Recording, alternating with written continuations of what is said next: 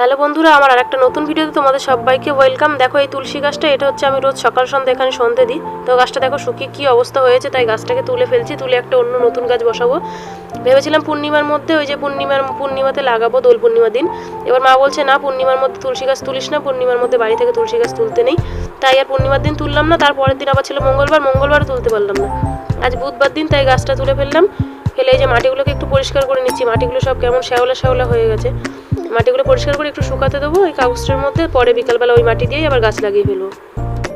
তো দেখো মাটিগুলো সব ছড়িয়ে নিয়েছি, এগুলো শুকাক, বিকালে এখানেই গাছ লাগাবো। টপটা দেখো, যখন বর্মশাই বানিয়েছিল এই টপটা ওই বানিয়েছিল।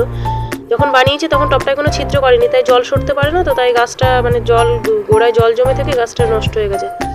তো দেখো বিকালে ঘুম থেকে উঠে দেখি বর্মশাই গাছটা লাগিয়ে ফেলেছে। গাছটা লাগানোর সময় আমি ভেবেছিলাম একটু ভিডিও করবো, তো সেটা আর হলো না। দেখি বর্মশাই গাছ লাগিয়ে ফেলেছে। যাই হোক, গাছটা তুলে আবার নতুন করে ভিডিও করতে পারি না।